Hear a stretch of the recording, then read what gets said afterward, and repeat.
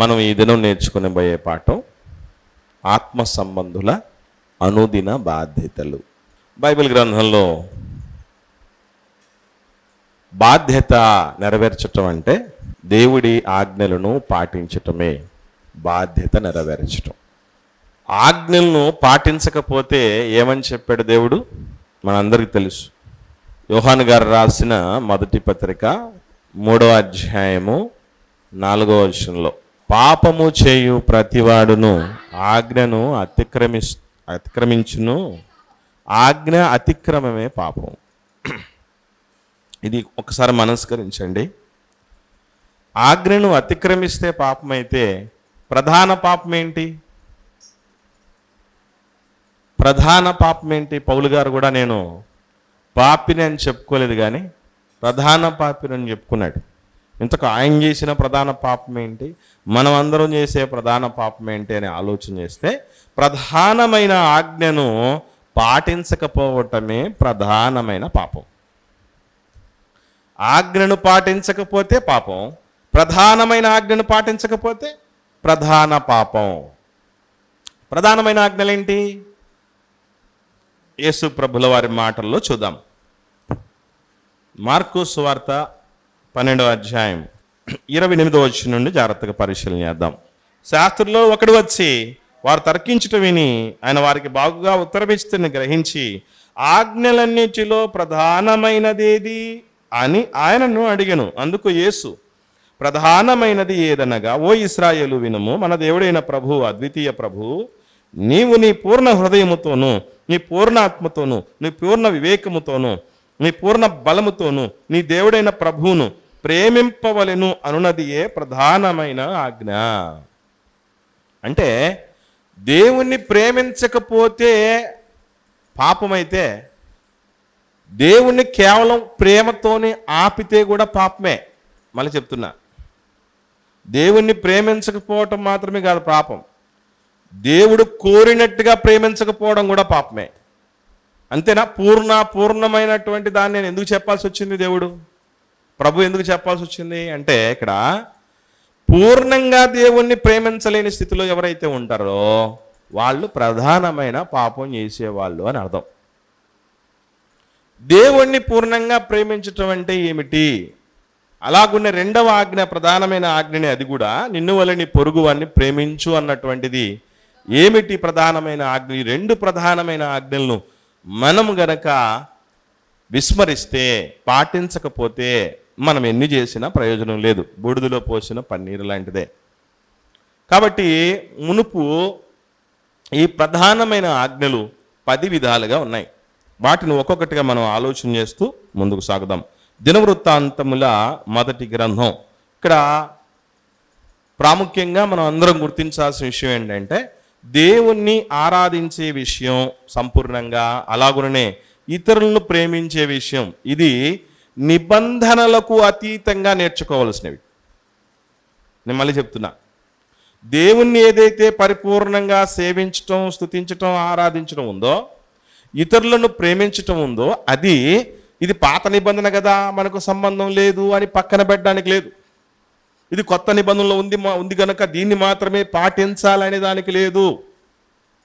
ఈ మాటలు మీకు ముందే ఎందుకు చెప్తున్నానంటే, ఫస్ట్ రెఫరెన్స్ దేనికి తీసుకుంటున్నాం? 10 బాధ్యతల్లో పాత నిబంధనలో తీసుకుంటున్నాం. పాత నిబంధనలో తీసుకున్నప్పుడు అది మనకు సంబంధం లేదు అనుకోకూడదు, మర్చిపోకండి. దేవుణ్ణి ఆరాధించే విషయం, స్తుతించే విషయం, దేవుడికి పరిపూర్ణమైనటువంటి ఆధిక్యతనిచ్చే విషయం నిబంధనలకు అతీతమైంది. ఎదుటివాడిని ప్రేమించే విషయం నిబంధనలకు అతీతమైంది. కాబట్టి దాన్ని పాటించకూడదు అనే పరిస్థితి లేదు, దీన్ని మాత్రమే పాటించాలన్నది కూడా లేదు. మరవకండి. రైట్, ఇప్పుడు వద్దాం. దినవృత్తాంతముల మొదటి గ్రంథం 23వ అధ్యాయము. దినవృత్తాంతముల మొదటి గ్రంథం 23వ అధ్యాయము 30వ వచనం చూద్దాం ప్రియులారా. 30వ వచనం, అనుదినము ఉదయ సాయంకాలములయందు యెహోవాను గూర్చిన స్తుతి పాటలు పాడుటకు విశ్రాంతి దినములలోను, అమావాస్యలలోను, పండుగల్లోను, యెహోవాకు దహన బలులను అర్పింపవలసిన సమయములన్నిటిలోను లెక్కకు సరియైన వారు వంతుల ప్రకారము నిత్యము యెహోవా సన్నిధిని సేవ జరిగించుటకును నియమింపబడిరి. అంటే దేవుడి సేవ అనేటటువంటిది ఎప్పుడు చేయాలి అంటే, ఈరోజు మనం దీనికంటూ ఒక రోజుని ఏర్పాటు చేసుకుంటున్నాం, ఒక సమయం అంటూ ఏర్పాటు చేసుకుంటున్నాం, ఒక ముహూర్తం అంటూ పెట్టుకుంటున్నాం. దేవుడు గుర్తు రావడానికి కొన్ని సమయాల్లో ప్రత్యేకమైన వాటిని ఏర్పాటు చేసుకుంటున్నాం. అది కాదట. దేవుణ్ణి స్తుతించటం, స్తుతి పాటలు పాడటానికి కానీ, అలాగే విశ్రాంతి దినముల్లోనూ, అమావాస్య పండుగల్లోనూ, యెహోవాకు దహన బలులు అర్పించవలసిన సమయములన్నిటిలోనూ. ఇప్పుడు మీరు బాగా గమనించండి, ఆదివారం రోజు పరిశుద్ధ దినము నాడు దేవుని సన్నిధికి రావాలంటే ముందు నుంచే ప్రిపరేషన్ ఉండాలి. ముందు నుంచే మనం ఒక స్పృహలో ఉండాలి, ఒక సిద్ధపాటులో ఉండాలి, ఒక ప్లాన్లో ఉండాలి. అలాగే జరిగేటటువంటి ఏ సంఘ కార్యక్రమాల కోసమైనా, ఏ దైవ మహిమార్థమైన కార్యక్రమాలకైనా ప్రీవియస్గా ముందు నుంచే మనకు సిద్ధపాటు అనేది ఉండాలి. అప్పటికప్పుడు అనుకుంటే జరిగే పనులు కాదు ఇవి. అందుకే దేవుడు చెప్తున్నాడు, విశ్రాంతి దినం వారానికి ఒకసారి వచ్చేదే, కానీ దాని గురించి అనుదినము స్పృహ ఉండాలట. అమావాస్య దినాలు ప్రతిరోజు రావు, కానీ ఎప్పుడో ఒకసారి వచ్చే దినాల కోసం కూడా మనం సిద్ధపాటు కలిగి ఉండాలని చెప్తున్నాడు. నిత్యము దేవుడికి కీర్తనలు పాడుతూ ఉండేటువంటి పరిస్థితి, నిత్యము దేవుడి సేవలో ఉండే పరిస్థితి ఎప్పుడు మనం మరవకూడదట. ఎందుకనంటే మనము ఆయన వారము అని చెప్పబడింది కదా బైబిల్లో. దేవుని వారము ఎప్పుడు, ఏ వారము? ఆదివారం మాత్రమే కాదు, ప్రతి వారము ఆయన వారమే. కనుక మనం ఎప్పుడు ఆయన సేవకు సిద్ధంగా ఉండాలి. ఈరోజు ఆదివారం కాదు కదా, దేవుడి పని గురించి నేను ఎందుకు ఆలోచన చేయాలి? ఈరోజు ప్రత్యేకమైన దినం కాదు కదా, సేవ లేదు కదా, పరిచయం లేదు కదా, సంబంధం ఏముంది అనే పరిస్థితి ఉండకూడదు. సో మనం ఆయన సేవ విషయంలో అనుదినము సిద్ధపాటు కలిగి ఉన్నామా? బాగా ఆలోచన చేస్తే మనం అనుదినము ఎవరి సేవలో ఉంటాం? చెప్పండి, ఎవరి సేవలో ఉంటాం? కుటుంబ సేవ, అవునా కదా? కుటుంబ సేవలో ఉంటాం ప్రతిరోజు. ఉదయం, మధ్యాహ్నము, సాయంత్రము, రాత్రి భోజనాలు తయారు చేయటం, టిఫిన్లు తయారు చేయటం, ఇల్లు సర్దుకోవటం, అన్నీ చేయటం, ఆ సేవలో ఉంటాం మనం అందరం. ఇందులో ఎవరికి అతిథులేం కాదు. కానీ ప్రతిరోజు దేవుడి సేవ ఉంది అని అంటే అందుబాటులో ఉండేవాళ్ళు వారానికి ఒకసారి మనకు దిక్కులేదు కదా, వారానికి ఒకసారి దిక్కులేదు. పోనీ అంతవరకు ఎందుకు లేండి, రోజు మీలో పాటలు ప్రాక్టీస్ చేసుకునే ఎవరైనా ఉన్నారా? రోజు పాటలు ప్రాక్టీస్ చేసుకునే ఎవరైనా ఉన్నారా? మీరు లేరు అని చెప్పడానికి నిదర్శనం చెప్పమంటారా? పాడమంటే పాటలు ఆదివారం మూగోళ్ళు అయిపోతారు కొంతమంది, రావు. ముందే చెప్పినా కూడా ఈ పాటల మీద ప్రాక్టీస్ చేసుకుని అన్నా కూడా రావు. కారణం ఏంటంటే అనుదినమైనటువంటి సేవ మరిచి చాలా కాలమైంది మనం. ఒకసారి మంచి మాట చూద్దాం, కీర్తనల గ్రంథం 33వ కీర్తన.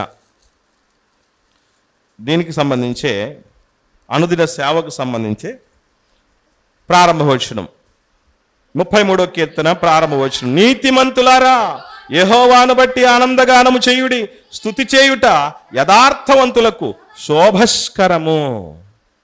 స్తుతి చేయటం యథార్థవంతులకు శోభ. శోభ అంటే అర్థం ఏంటి? అలంకారం అని అర్థం.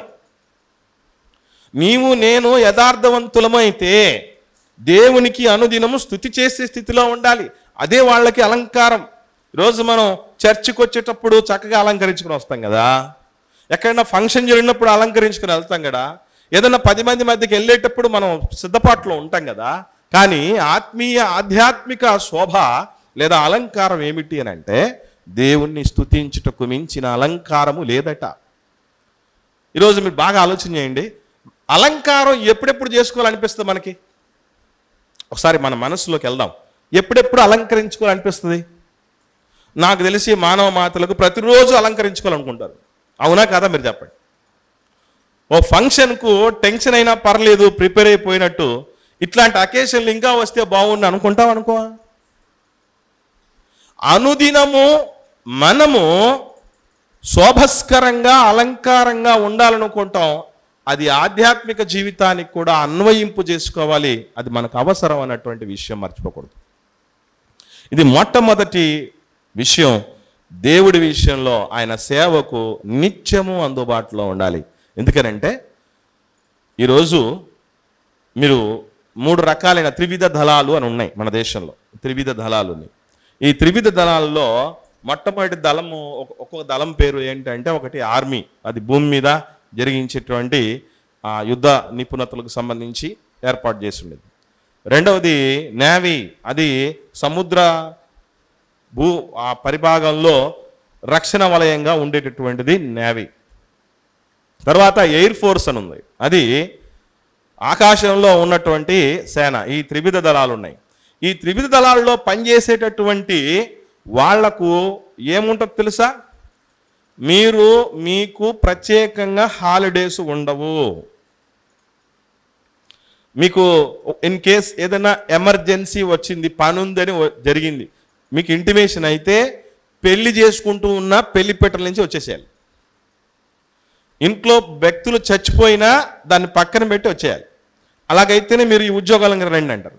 ఇప్పుడు త్రివిధ దళాలలో పనిచేసేవాడికి ఇలా ఉంటే, సైన్యములకు అధిపతి మన దేవుడు, ఆ దేవుడి సేవలో మనం ఉన్నాం. గుర్తుపెట్టుకోండి, విశ్వాసి అయిన ప్రతి ఒక్కరూ ఆధ్యాత్మికమైన ఆత్మ సంబంధమైన ఉద్యోగంలో ఉన్నాం. ఇది తెలియక చాలామంది ఎప్పుడో ఉద్యోగాలు కూడా పోగొట్టుకుంటారు. నాకు తెలిసి ఎప్పుడో ఉద్యోగాలు కూడా ఓడగొట్టుకుని ఉంటారు. కాకపోతే చిత్రమైన విషయం ఏంటంటే, మనకు ఉద్యోగం ఉందో లేదో కూడా చాలామందికి తెలియదు. ఉన్నది మనం పెంచుకుంటూ పోతున్నామా, హోదా పెంచుకుంటున్నాం, ప్రమోషన్లో ఉన్నామా లేదా డిమోషన్లో ఉన్నామా కూడా తెలియదు. అట్లాగా సాగిపోతుంది బండి. ఎప్పుడైనా సరే దైవజనుడు ఫోన్ చేసి మీకు పలానా పని ఉంది, మీరు రావాలి అని చెప్తే మనం ఎలా ఉంటాం? ఏమంటాం? ఉందా? అనుదిన బాధ్యత మనకుందా? ప్రధానమైన ఆజ్ఞలను పాటించకపోవటం వల్ల ప్రధానమైన పాపాన్ని మూటగట్టుకుంటున్నామన్న భయం ఉందా మనకి? ఈరోజు ఏ క్షణంలో నువ్వు ఫోన్ చేసినా, పలకరించినా, సహాయం కోరినా అందుబాటులో ఉండే ఆఫీసర్లు లేకపోవచ్చు, కానీ నీకు నాకు అందుబాటులో ఉండడానికి మన దేవుడు ఎప్పుడూ అందుబాటులో ఉన్నాడు. నీకు నాకు కావాల్సిన వాటిని చూసుకోవడం కోసం కుమ్మిదల్లో ఉన్నప్పుడు, బాధల్లో ఉన్నప్పుడు, ప్రతికూలతలో ఉన్నప్పుడు, ఒంటరితనంలో ఉన్నప్పుడు నేనున్నానని భరోసా ఇచ్చే దేవుడు ఎక్కడ ఉన్నాడు చెప్పండి? నీ బాధలు ఏమున్నాయి వదిలేసేయి, నా మీద వేసేసేయి, నువ్వు చెప్పిన పని చేసేసి అనే పరిస్థితులు ఎక్కడ ఉన్నాయి? అంత గొప్ప దేవుడి సేవలు అనుదినము అందుబాటులో ఉండడానికి సిద్ధంగా ఉండాలి మనం. కొంతమంది పిల్లల్ని ఈ మధ్యలోనే మన సంఘ సభ్యుల్ని నేను ఆలోచన చేశాను. నిజంగా ఇంత చిన్న బిడ్డలకి ఎంత గొప్ప ఆలోచన అనిపించింది.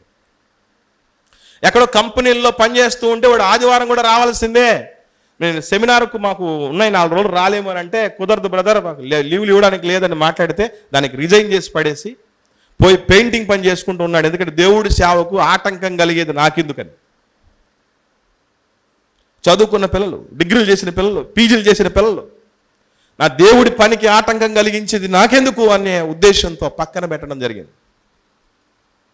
కారణం ఏంటంటే, అనుదినము నా దేవుడికి, ఈరోజు నా జీవానికి మూలం నా దేవుడే కదా, నా రక్షణకు మూలం నా దేవుడే కదా. ఈరోజు నాకు ఈ కుటుంబం ఉండటానికి మంచి భార్య, మంచి భర్త, మంచి పిల్లలు, మంచి సంఘం, మంచి సహవాసం, బంధువులు, మిత్రులు, ఆరోగ్యం, ఇంత గొప్పవన్నీ నాకు రావటానికి నా దేవుడు లేకపోతే నాకు ఎక్కడి నుంచి వస్తాయి? ఆ దేవుడికి నేను అందుబాటులోకి లేకపోతే నా బ్రతుకెందుకు అన్నటువంటి ఆలోచన మనలో ఎంతమందికి ఉంది? అది ఆత్మ సంబంధుల యొక్క ప్రాథమిక లక్షణం. తెలియకుండానే ప్రధానమైన పాపాన్ని మూటగట్టుకుంటున్నామేమో ఆలోచన చేయండి ప్రియులారా.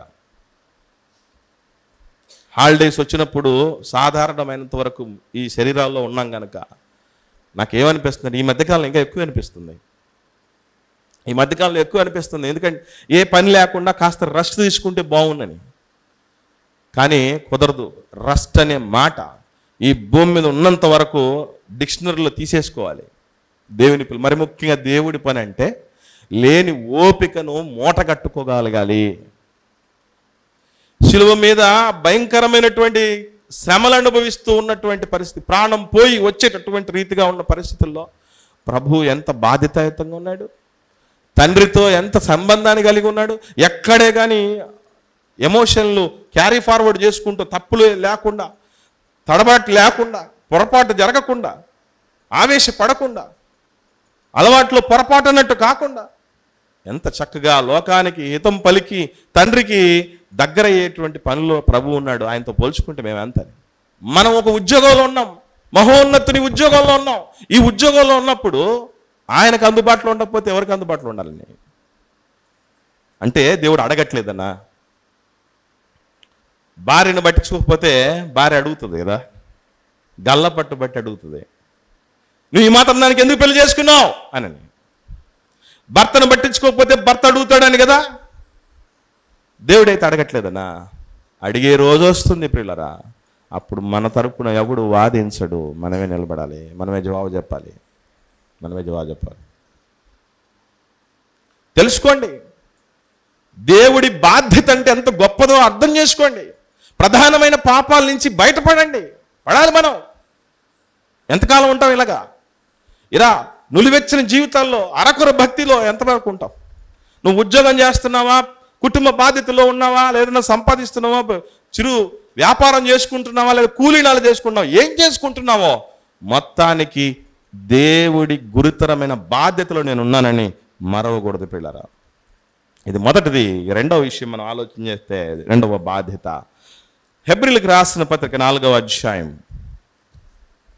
అపోస్తలుడైన పౌలు గారు హెబ్రీలకు రాసిన పత్రిక 4వ అధ్యాయము 6-7 వచనాలు చూద్దాం. 6-7 వచనాలు. కాగా ఎవరో కొందరు విశ్రాంతిలో ప్రవేశించుదురు అను మాట. ఎంత మాట అండి ఇది? ఎవరో కొందరే విశ్రాంతిలో ప్రవేశిస్తారనే మాట ఏంటట? నిశ్చయం అంటే అర్థం ఏంటి? పక్క అందరూ విశ్రాంతిలోకి వెళ్ళరు అని అర్థం. అంతేనా? అందరూ విశ్రాంతిలోనికి వెళ్ళరు. Note this point. నిశ్చయం అది. సంఘంలోకి వచ్చిన ప్రతి ఒక్కరూ, బాప్తీసం తీసుకున్న ప్రతి ఒక్కరూ, బల్ల తీసుకుంటున్న ప్రతి ఒక్కరూ, దేవుడి సేవలో ఉంటున్న ప్రతి ఒక్కరూ, ప్రతి కాపరి, ప్రతి పెద్ద, అందరం గుర్తించాల్సిన విషయం ఏంటంటే అందరము విశ్రాంతిలోకి వెళ్ళమట. దేవుడిచ్చే నిత్య విశ్రాంతిలోనికి కొందరే వెళతారు. ఆ కొందరిలో నేను ఉండాలి అనే తపన మనలో ఉండాలి. అలాంటప్పుడు మనం ఏం చేసుకోవాలట? చదువుదాం. ముందు సువార్త వినిన వారు అవిధేయతల చేత ప్రవేశింపలేదు. సువార్త విన్న వాళ్ళు అవిధేయత వల్ల ఏం చేశారంట? ప్రవేశించలేదు. సువార్త విన్నారు, విన్నా కూడా దానికి సుముఖత వ్యక్తం చేయలేదు, విధేయత చూపలేదు, లోబడలేదు, మాట వినలేదు. మాట వినని వాళ్ళు పరిస్థితులు ఏమైపోతాయట? విశ్రాంతికి నోచుకోని వాళ్ళు అని అర్థం. విశ్రాంతికి నోచుకోని వాళ్ళు. నీ కుటుంబంలో నీ బిడ్డలు నీ మాటలు వినాలని నువ్వు అనుకుంటావు కదా. నా కుటుంబంలో నా బిడ్డలు, నా భార్య నా మాట వినాలని నేను అనుకుంటాను. అది సర్వసాధారణమైన విషయం. ఎవరికి లేదు చెప్పండి? నా మాట వినాల్సిన పని లేదు, ఎవరి దారి కొలుపోండి, ఎవరి గాలి కూడా కొట్టుకుపోండి అంటావా? దేవుడు కూడా తన కుటుంబంలో తన పిల్లలందరూ తన మాట వినాలి. వాడు కాపరైనా కావచ్చు, పెద్దయినా కావచ్చు, విశ్వాసైనా కావచ్చు. కానీ చాలామంది ఏం చేస్తున్నారట? సువార్తకు అవిధేయులైపోతున్నారంట, వినడం లేదట. చదువుదాం ఇంకా. మీరు ఆయన మాట వినిన ఎడలా మీ హృదయములను కఠినపరచకూడని వెనుక చెప్పబడిన ప్రకారము ఇంక కాలమైన తర్వాత దావీదు గ్రంథములో నేడును ఒక దినమును నిర్ణయించుచున్నాడు. అంటే దేవుడు ఏం చెప్తున్నాడు అని అంటే, ప్రతి దినము మనం ఏం చెక్ చేసుకోవాలో తెలుసా? మన హృదయాలను కఠినపరచుకుంటున్నామా అనేది చెక్ చేసుకోవాలి. తెలియకుండానే చాలామంది మాటలలో, చేతలలో ఏమర్థం అవుద్దంటే కఠినాత్ములే అన్నట్టు అనిపిస్తుంది. ఎందుకంటే కఠినపరుచుకున్న మనస్సు ఉందనుకోండి, ఎవ్వడి మాట వినం. ప్రతి ఒక్కరం శీతయ్యలమైపోతాం, శీతమ్మలమైపోతాం. కఠినపరచబడ్డం జరుగుతూ ఉంటుంది. పరిచయం అలవాటైపోతుంది. అతి అలవాటు అయిపోద్ది. అతి అలవాటు అయినప్పుడు పొరపాట్లు జరుగుతాయి. ఇప్పుడు కడుపు నిండిన వాడు ఏం చేస్తాడట? తేనె పట్టును కూడా తొక్కేస్తాడట. అసలు తేనె కన్నే తీపైనది ఏది లేదు కదా, అటువంటి దాన్నే తొక్కేస్తారట. అంటే మనం కొన్ని సందర్భాల్లో గుర్తుపెట్టుకోవాల్సిన విషయం ఏంటంటే, ఎక్కువగా బైబిల్ తెలిసినా, ఎక్కువగా సంఘానికి వచ్చినా, ఎక్కువగా సేవ చేస్తూ ఉన్నా, ఎక్కువగా సంఘానికి ఇచ్చినా, మనలో తెలియకుండా ఏమొస్తుందంటే ఇంకా నన్ను మించినోడు ఎవడుంటాడు, అంటే దీన్ని బట్టి మనం చూస్తే ఒక్కొక్కసారి మనకున్న నీతి కార్యాలను బట్టో మనకున్నటువంటి అనుభవాలను బట్టో సర్వసాధారణంగా హృదయం ఏమైపోద్దంటే కఠినపరచబడుతుంది. అది చేసుకోకండి అంటున్నాడు దేవుడు. హృదయం కఠినపరచబడే స్థితిలో ఎప్పుడు ఉండకూడదు. దేవుడు ప్రతిసారి సుత్తను వాడేటట్టు చేసుకోకండి. సుత్తి ఎప్పుడు వాడతాడు దేవుడు? బండను బద్దలు చేయటానికి వాడతాడు. బండను బద్దలు చేయాలంటే బండబారిన హృదయాలు, కఠిన హృదయాలు. కొందరు ఉంటారు, ఏడ్చిన సేవకుడు ఏడ్చి మాట్లాడినా కరగవు గుండెలు, సేవకుడు ఆవేశంగా మాట్లాడినా కరగవు. మీరు కూడా అలాగే అనుకున్నారనుకోండి, గుర్తుపెట్టుకోండి, మీరు కఠినాత్ములైనట్టే. మీరు కూడా అలా అనుకున్నారంటే మీరు కఠినాత్ములే. ఎవరి కోసం ఈ ఆవేదన, ఎవరి కోసం ఈ బాధ, ఎవరి కోసం ఈ ఆవేదన అనే పరిస్థితులు, ఈ పరిస్థితులు ఎందుకోసం అని అర్థమైతే తెలిసిపోతుంది మనం కఠినాత్ములం కాకుండా ఉంటే. దేవుడు ఎప్పుడు అన్నాడు, మీ దగ్గర రాతి గుండెను తీసేసి మాంసపు హృదయాన్ని పెట్టేస్తానని దేవుడు ఎందుకన్నాడంటే, బైబిల్ చదివేటప్పుడు కానీ, ప్రార్థన చేసేటప్పుడు కానీ, దేవుడి మాటలు వినేటప్పుడు కానీ ప్రతి సందర్భంలో మనలో ఏం కలగాలి అంటే పరివర్తన రావాలి, మార్పుకు సిద్ధపడాలి. దేవుడి సన్నిధిలోకి వచ్చిన ప్రతిసారి ఈరోజు నా దేవుడు, నా తండ్రి నా కోసం ఏదో నేర్పించబోతున్నాడు, నేను మార్పు చెందబోతున్నాననే నా లక్షణంతో రావాలి తప్ప ఎన్ని పోసినా నీళ్లు ఎప్పుడు కుండ నిండదు అంటే ఆల్రెడీ నిండి ఉంటుంది. అది లేదంటే ఏదో ఒక చిల్లుబడి ఉంటుంది. చిల్లుబడినటువంటి కంటైనర్ పాత్రకు కానీ లేదా ఆల్రెడీ నింపుకున్నటువంటి దానికి కానీ మనం ఏది ఎక్స్ట్రాగా వేయలేము. అందుకే కొందరు చూస్తూ ఉంటాం, వాళ్ళు ఎన్ని చెప్పండి, ఎన్ని చెప్పినా ఏదో బుల్లెట్ ప్రూఫ్ జాకెట్ వేసుకుంటారని చూసారా, అట్లాగా వాక్యం ప్రూఫ్ జాకెట్లు వేసుకుంటారు కొంతమంది. అంటే ఎన్ని బుల్లెట్లు పేలుస్తూ ఉన్నా కూడా ఆ జాకెట్ వేసుకుంటే, ఆ బుల్లెట్ ప్రూఫ్ జాకెట్ వేసుకుంటే లోపలికి దిగబట్ట. అట్లా కొందరు వాక్యం ప్రూఫ్ జాకెట్లు వేసుకుంటారు. అంటే ఎప్పటిదాకా ఉంటాయి? చెవుల దాకే ఉంటాయి. చచ్చి వదిలిపెట్టే లోపే చెవులు దులిపేసుకొని పోతారు. వాళ్ళే కఠినాత్ములు, మర్చిపోకండి, వాళ్ళే కఠినాత్ములు. ఆ స్థితి మనకు వద్దు అని చెప్తున్నాడు దేవుడు. ఇది ప్రతిదినం మనం ఈ పశ్చాత్తాపానికి సిద్ధపడుతూ ఉండాలి, చాలా ముఖ్యమైనది. తర్వాత మూడవ బాధ్యత, అనుదిన బాధ్యత ఏమిటి అనేది జాగ్రత్తగా ఆలోచన చేయగలిగితే దానియేలు గ్రంథం 6వ అధ్యాయం 10వ వచనాన్ని చూద్దాం పిల్లరా. దానియేలు గ్రంథం 6వ అధ్యాయం, ఇట్టి శాసనము సంతకము చేయబడినని దానియేలు తెలుసుకొనినను తన ఇంటికి వెళ్ళి యథాప్రకారము అంటే అర్థం ఏంటి? డైలీ, రోజు జరుగుతుంది, అనుదినము ముమ్మారు మోకాలుని తన ఇంటి పైగది కిటికీలు యెరూషలేము తట్టుకు తెరవబడి ఉండగా తన దేవునికి ప్రార్థన చేయుచు ఆయన స్తుతించుచు వచ్చెను. రోజు చేస్తున్న పని అట. దానియేలు గారు లాంటోళ్ళు ఊరికే గొప్పలయ్యారా? లోకాలను కలగజేసే, లోకాలను ఏలుతున్నటువంటి రాజులకు రాజైన చక్రవర్తి ఉన్నాడు, నెబుకద్నెజరు రాజు.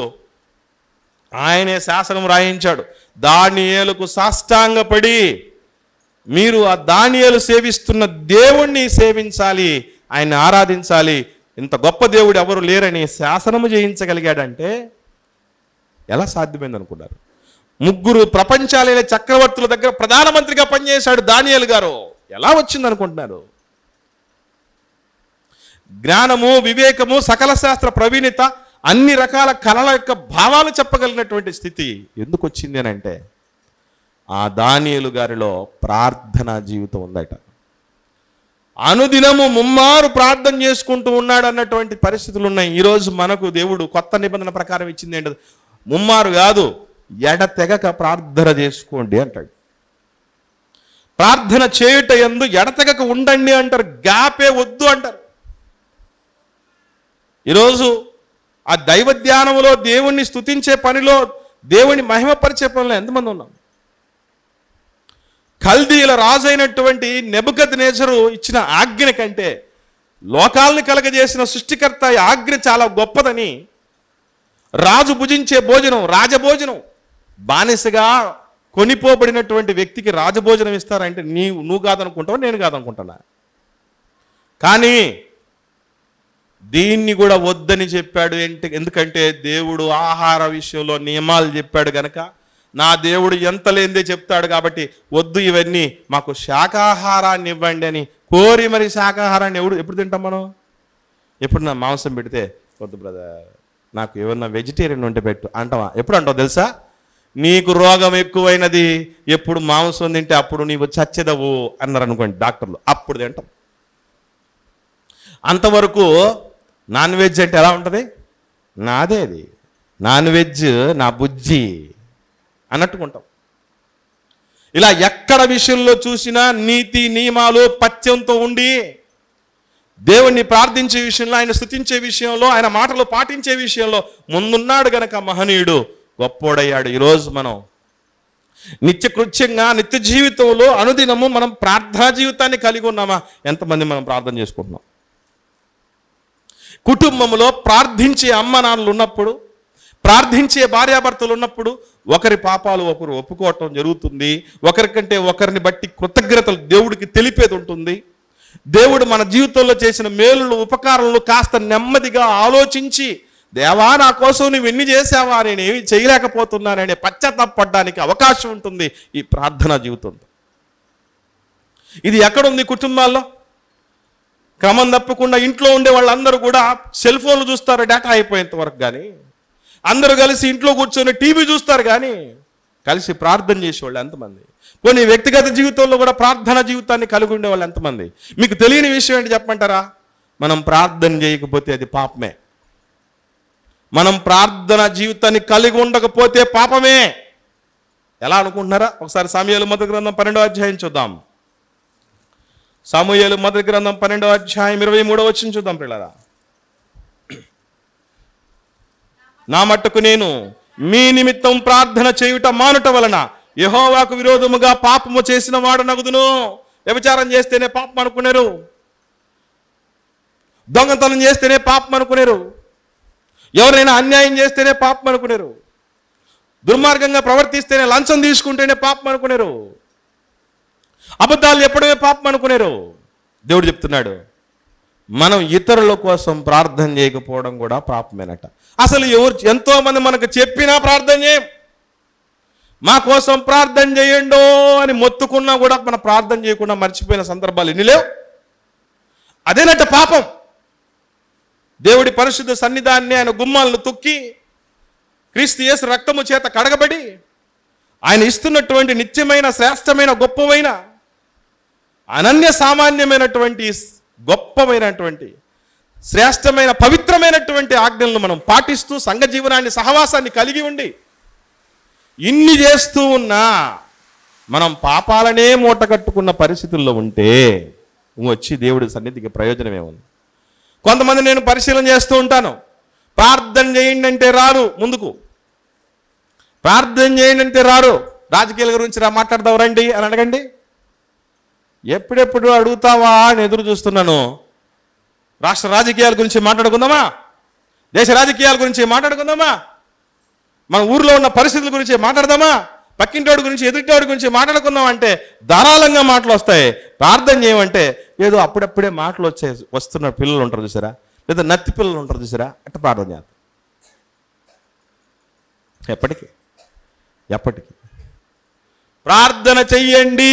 ఈరోజు మనకి ఎంత దుస్థితి వచ్చిందంటే, అమ్మా ఎవరైనా ఏ ప్రార్థన అయినా మేము ప్రార్థన చేస్తామని చెప్పగలిగిన వాళ్ళే రండి ముందుకి అని పేర్లు తీసుకొని వాళ్ళకి మాత్రం ఇవ్వాల్సిన పరిస్థితి. పొరపాటున ఆ లిస్టులో నేను వాళ్ళకు ప్రార్థన ఇచ్చామనుకోండి, నెక్స్ట్ టైం నుంచి మన మీద పగ పెట్టుకుంటారు వాళ్ళు. ఈయన దగ్గరకు వస్తే ఏదో ఒక దాంట్లో ఇరికిచ్చా, ఏందులో ఇరికిచ్చింది? హత్య కేసులు ఇరికిచ్చామా, దొంగతనం కేసులు ఇరికిచ్చామా, అత్యాచారం కేసులు ఇరికిచ్చామా? ఏం మాటలు అవి? ఏం మాటలు? మనకి ఇంత చేసి ఈరోజు ఏది మనం ఎట్లాంటి వాళ్ళమో తెలిసి కూడా, పరమ పనికిమాలోళ్ళం అని మన గురించి తెలిసి కూడా దేవుడు మనకి ఇన్ని ఆధిక్యతలు ఇస్తూ ఉంటే ప్రార్థించే భాగ్యం వచ్చింది అని అంటే వెనకాడతావా? పాపాన్ని మూట కట్టుకుంటున్నాం, మర్చిపోకండి. రాకపోతే నేర్చుకోండి. పిల్లలకు స్నానం చేయటం చిన్నప్పుడు నీకు తెలియదుగా, వచ్చిన వాళ్ళని అడిగి తెలుసుకున్నావు. వాళ్ళు ఎందుకు ఏడుస్తున్నారో నీకు తెలియదు. పెద్దోళ్ళకి తెలుసుకున్నావు. నీ బిడ్డల మీద ఉన్న ప్రేమ, నీ సొంత కుటుంబం మీద ఉన్న ప్రేమ, ఇవన్నీ ఇచ్చిన దేవుడి మీద లేకపోతే, ఆ బాధ్యత లేకపోతే ఎట్లా వెళ్ళాలనుకుంటున్నాం పరలోకానికి? చర్చికి వచ్చేయచ్చు, రావచ్చు, సంఘ కార్యక్రమాలు సువార్త సభల్లో ఉండొచ్చు, చేయొచ్చు, కానీ పరలోకంలో అడుగు పెట్టడానికి చాలా అర్హతలు కావాలి ప్రియులారా. అంత సులభమైంది కాదు. అక్కడ రికమెండేషన్లు పనికిరావు.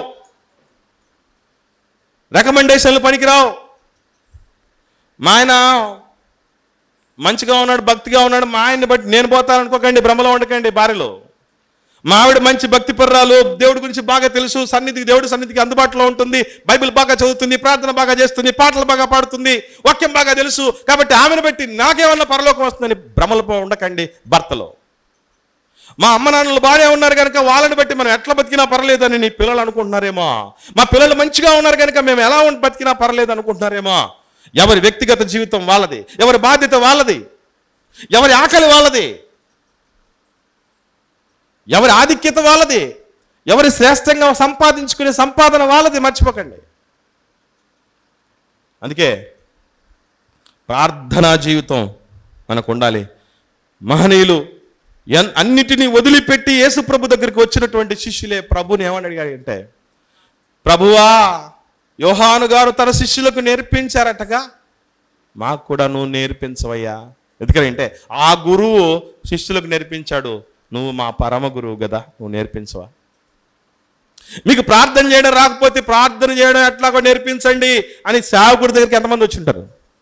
ప్రారంభ ప్రార్థన ఎట్లా చేయాలో నేర్పించండి, బల్ల కోసం ప్రార్థన ఎట్లా చేయాలో నేర్పించండి. పుట్టినరోజు వచ్చినప్పుడు, పెళ్లి రోజు వచ్చినప్పుడు, లేదా ఆదరణ కొడుకు కలిగినప్పుడు, జ్ఞాపకార్థ కొడుకు వచ్చినప్పుడు, లేదా ఒక శవం ముందు ప్రార్థన చేసేటప్పుడు, లేదా భోజనం కోసం ప్రార్థన చేసేటప్పుడు ఎట్లా ప్రార్థన చేయాలని ఎవరన్నా అడిగారా? అసలు ఎట్లా ప్రార్థన చేయాలని మెసేజ్ పెట్టినా కూడా ఎంతమంది ఉన్నారు? అది ఎప్పుడు ఏం మాట్లాడుతున్నారో, ఏం జరుగుతుందో, ఏం వింటున్నామో, ఏం నేర్చుకుంటున్నామో అన్న స్పృహ కూడా లేకుండా ఉంటే, అనునిన బాధ్యతల్లో ఈ రీతిగా ఇంత నిర్లక్ష్యంగా ఉంటే ఎలా పోగలం? నాకు ఏ పరలోకం వద్దనుకుంటున్నారా? హ్యాపీ, నో ప్రాబ్లం, బిందాస్. చర్చి కూడా రావాల్సిన పని లేదు. మన ఇష్టం వచ్చినట్టు మనం బతికేయచ్చు. కానీ నాకు కావాలి పరలోకం, నాకు కావాలి నా దేవుడు, నా కోసం ఇన్ని చేసిన నా దేవుడిని నేను ఈ కళ్ళతో చూడకపోతే, ఆయన సన్నిధిలో ఆయన దగ్గర నేను ఉండకపోతే ఈ జన్మకు అర్థమే ఉంది, పరమార్థమే ఉంది, సార్థకత ఏముందని అనుకొని నాకు ఒక స్పృహ కలిగితే అప్పుడు మాత్రమే ఆలోచన చేయండి. దానియేలు గారికి గొంతు మీద కత్తి ప్రార్థన చేసుకుంటే, నేను నా దగ్గర మనవి చేసుకోవడం తప్ప ఏ దేవుడి దగ్గరైనా మనవి చేసుకుంటే నువ్వు చావే గతి, సింహపు బోర్లు వేసేస్తామని ఈరోజు నీకు నాకు అలాంటివి పెడుతున్నారు ఎవరన్నా? నువ్వు ప్రార్థన చేసుకుంటే సంతోషపడే భర్త ఉన్నాడు, భార్య ఉంది, అమ్మ నాన్నలు ఉన్నారు, ఆత్మీయ తండ్రి ఉన్నారు, సంఘం ఉంది. అయినా దాని గురించి స్పృహ నీకు నాకు లేదంటే ఎట్లా బాగుపడేది చెప్పండి? అనుదినము దేవునితో మాట్లాడే గొప్ప భాగ్యం ఈరోజు రాష్ట్రాన్ని ఏలుతున్న ముఖ్యమంత్రితో మాట్లాడాలని ఎవరికైనా అనిపించదా? ప్రధానమంత్రితో మాట్లాడాలని అనిపించదా? అంతవరకెందుకు మిమ్మల్ని కన్న మీ అమ్మ నాన్నలతో మాట్లాడాలని అనిపించదు? మరలా మీకు ఒకవేళ గుర్తుపెట్టుకోండి, ఒకవేళ మన అమ్మ నాన్నలైనా మన గురించి చక్కగా ఆలోచన చేయకపోయి ఉండొచ్చు, మన గురించి మంచి చేయకపోయి ఉండొచ్చు, మన గురించి గొప్ప బాధ్యత కలిగి ఉండకపోయి ఉండొచ్చు, కానీ మన దేవుడు మనకి ఏం తక్కువ చేశాడు? నేను అడుగుతున్నా ఒక దైవ ప్రతినిధిగా, మన దేవుడు నీకు నాకు ఏం తక్కువ చేశాడు? సమాధులను వెళ్ళి చూడు, ఎమర్జెన్సీలో ఉన్నటువంటి వాళ్ళని చూడండి, వెంటిలేటర్ల మీద ఉన్న వాళ్ళని చూడండి, మృత్యువుతో పోరాడుతున్న వాళ్ళని చూడండి, వ్యాధులతో బాధపడుతున్న వాళ్ళని చూడండి, రోజు వారి భోజనం దొరకని వాళ్ళని చూడండి, 40 దేశాల్లో వాళ్ళు అలమటించిపోతున్నారు వాళ్ళను చూడండి. వాళ్ళను చూసినప్పుడు నీకు నాకు ఏం తక్కువ చేశాడో అప్పుడు మాట్లాడండి. కాళ్ళు లేని వాళ్ళు, కళ్ళు లేని వాళ్ళు, చేతులు లేని వాళ్ళు ఎంతోమంది ఉన్నారు. కటిక పేదరికంలో ఉన్నటువంటి వాళ్ళు ఉన్నారు. ఈరోజు నువ్వు ఏది కోరుకుంటే అది తినే స్థితిలో నన్ను దేవుడు పెట్టాడు. ఏం తక్కువ చేశాడని నీకు నాకు ఆ నిర్లక్ష్యం ఎందుకు? ఏ ధైర్యంతో మనం దేవుడి సన్నిధిలో వెళ్ళాలనుకుంటాం చెప్పండి. తర్వాత విషయం, తర్వాత బాధ్యత చూద్దాం. లూకాసు సువార్త 9వ అధ్యాయం 23వ వచనం. యేసు ప్రభుల వారు అందరితో మాట్లాడుతున్నాడు. ఏమని? ఎవడైనను అన్న దగ్గర గుర్తుపెట్టుకోండి. నేను వాణ్ణి వీణ్ణి, నాకు ఈ స్పెషాలిటీ ఉంది, నాకు ఇది ఉంది, ఆ గొప్ప ఉంది, ఈ ఘనత ఉంది అన్ని పక్కన పెట్టండి.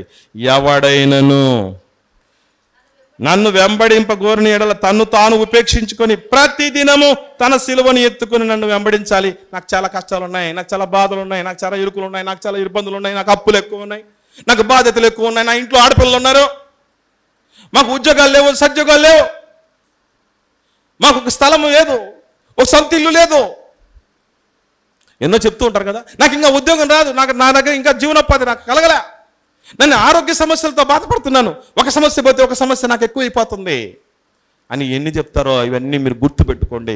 ఇవి సిలువలు ప్రియులారా. ఎవరి స్థితులు బాగున్నాయి అనుకుంటున్నారు?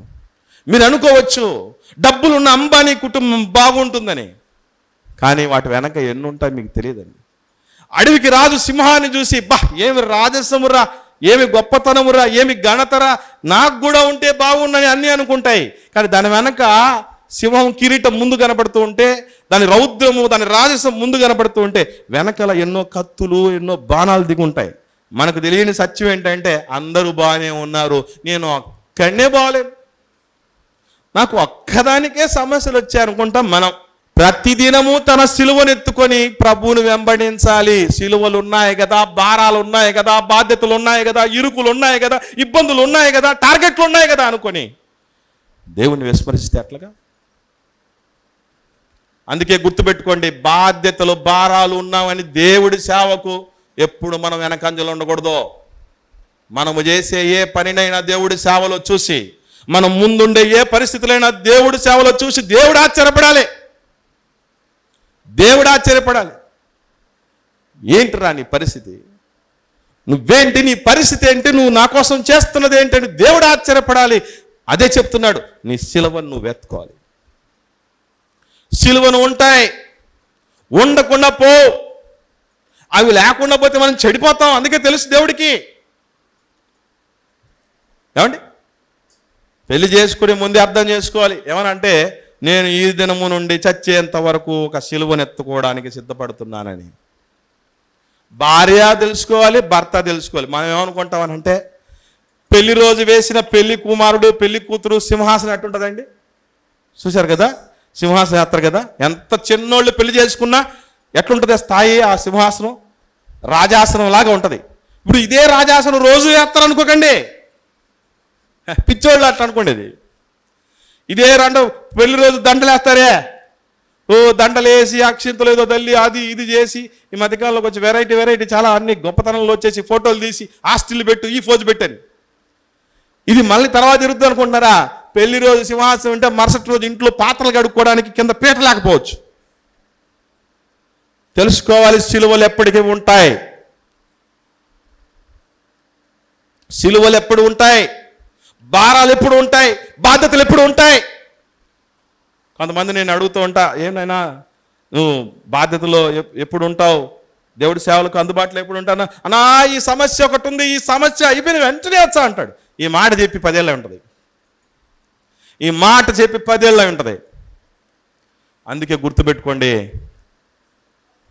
ఈ భారాలు సిలువలు ఎత్తుకొని, పిల్లలు సిలువ, బంధాలు బంధుత్వాలు ఒక సిలువ, ఈ దేహమే ఒక సిలువ. అందుకే తన్ను తాను ఉపేక్షించుకోవాలి అంటాడు. తన్ను తాను ఉపేక్షించుకోవాలంట. ఆదివారం వస్తే రెస్ట్ తీసుకోవాలన్నటువంటి ఆలోచన. మీరు 2 గంటలు ఉంటారు, మళ్ళీ 2 గంటల తర్వాత హ్యాపీ ఫ్రీ. కానీ ఒక దైవజనుడిగా నాకేంటి తెలుసా, ఇక్కడి నుంచి ఇంకొక చోటకి వెళ్ళి, ఇక్కడి మరొకసారి 3వ చోటకి వెళ్ళి, సాయంత్రం మళ్ళీ వేరే చోట పరిచర్యకి వెళ్ళాలి. నాకు ఫ్యామిలీ ఉంది, నాకు దేహం ఉంది, నాకు వయసు మీద పడుతుంది. కానీ ఎందుకు ఇవన్నీ చేస్తున్నానంటే, తెలుసో తెలియకో ఎన్ని రకాలైన ఇబ్బందులకు దేవుడిని గురి చేశామో, ఎన్ని పాపాలు మూట కట్టుకున్నామో, ఎంతమందిని గాయపరిచామో, ఎంతమందిని బాధ పెట్టామో, ఎంతమందిని ఇబ్బంది పెట్టామో, తెలియకుండానే మన జీవితంలో ఎన్ని పాపాలు జరిగాయో, వీటన్నిటిని బట్టి నేను అంతకు మించి మునుపటి కంటే ఎక్కువ సేవ చేయాలి, ఎక్కువ పని చేయాలి, ఎక్కువ దేవుడికి అందుబాటులో ఉండాలి. ఏ క్షణంలో ఏ దానికైనా నేను శిరస్సు వంచేవాడిగా, భుజం పట్టేవాడిగా ఉండగలగాలి అన్నటువంటి ఆలోచన, ఆ భయం ఈరోజు నాలో ఉంది. నేను ఇంకా పెంచుకోవడానికే సిద్ధపడుతూ ఉన్నాను. కారణం ఏంటంటే ప్రియులరా, ఒకటే, ప్రతిదినము మన కాడిని, మన బాధ్యతలను మనం మోసుకుంటూ దేవుడి బాధ్యతలు మోయాలి. నేనేదో గొప్పవాడిని నేను చెప్పడానికి కాదు ఈ మాటలు చెప్పింది. నాకంటే గొప్ప మహనీయులు చూశాం. ఇంత గొప్ప సాక్షి సమూహం మన మీద ఉంటుందని అంత మహనీయుల జీవితాలు చూస్తే వాళ్ళదండి పిచ్చి అంటే, దేవుడి పిచ్చి అంటే, భక్తి పిచ్చి అంటే, వాడి దేవుడి భయం అంటే వాళ్ళదే. మనకేముంది? సమయం దొరికితే అంత పడేస్తాం ఆయనకి. సమయం దొరికితేనో లేకపోతే కాస్త మిగిలితేనో పడేసేటటువంటి పరిస్థితిలో ఈరోజు మనం ఉంటే, 40 ఏళ్ళు యుద్ధాలు చేసి రక్తాలు పారించి ప్రాణాన్ని పణంగా పెట్టి తనలాంటి యోధులను దాదాపు 300 మందిని సిద్ధపరచుకొని సంపాదించిన ప్రతి పైసా నా దేవుడి మందిరానికి పనికి రావాలి అని గొప్ప భక్తిపరుడు మన పితరుడు దావీదు గారు. మన పితరుడు దావీదు గారు అలాంటాడు. ఈరోజు మనం ఎలా ఉన్నాం? జీవితాలను ధారపోసే స్థితిలో ఉండాలి. మనం మన శిలువలను ఎత్తుకొని దేవుడిని ప్రతిరోజు వెంబడించాల్సిన పరిస్థితి ఉంటే కనీసం వారానికి ఒకసారి కూడా వెంబడించడం లేదే. ఎలా చెప్పండి? కాబట్టి ప్రియులరా, 4 విషయాలు అయిపోయాయి. తర్వాత విషయాలు వచ్చే వారంలో నేర్చుకున్నాం. ప్రార్థన చేద్దాం.